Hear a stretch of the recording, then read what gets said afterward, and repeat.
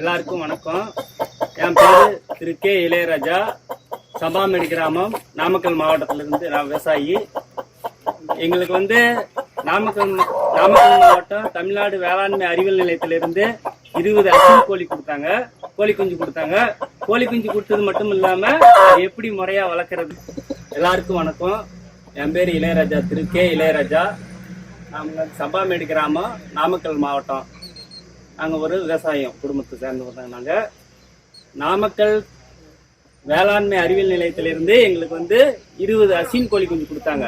கோழி குஞ்சு கொடுத்தது மட்டும் இல்லாம அது கோழி குஞ்சு எப்படி வளர்க்கறத பத்தியும் சொல்லி கொடுத்தாங்க. அதுக்கு என்னென்ன சொட்டு மருந்து போடுறது எல்லாமே சொல்லி கொடுத்தாங்க. அது தீவனம் என்னென்ன கொடுக்கறது எல்லாமே சொல்லி கொடுத்தாங்க. அந்த கோழி 3 மாசத்துல ஒரு சின்ன சைஸா தான் கோழி கொடுத்தாங்க. இப்ப நாங்க 3 மாசத்துல 2 கிலோ 2.5 கிலோ சைஸ்ல இந்த கோழி வளர்த்துக்கிறோம். இந்த கோழி ஒரு கிலோ 350 ரூபா ரேட்ல நாங்க வெளியில விக்கிறோம்.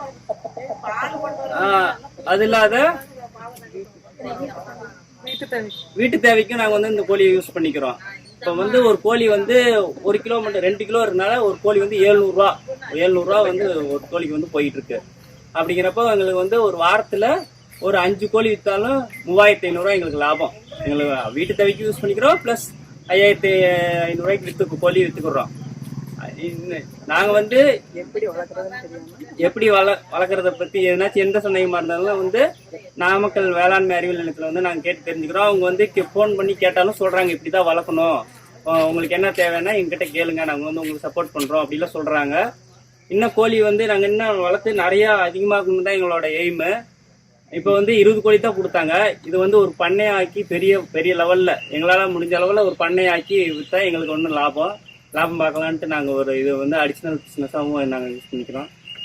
நாமக்கல் வேளாண்மை அறிவியல் நிலையத்துக்கு நன்றி. மட்டும் கோழியை வளர்க்கறது சொல்லலாம், வளர்க்கறதுன்னு எப்படின்ட்டு புரியுது. நான் மட்டும் இந்த கோழியை வளர்க்கறதுன்னு எப்படின்னு இல்லாம எங்க பக்கத்துல இருக்காங்க பாத்தீங்களா, அவங்ககிட்டயும் எப்படி வளர்க்கணும் அப்படின்னு சொல்லி கொடுக்குறோம். அவங்களே இப்ப ஒரு 5 பேர் இப்ப நான் சொல்லி ஒரு 5 பேர் இப்ப கோழி வளர்த்துக்கிட்டு இருக்காங்க.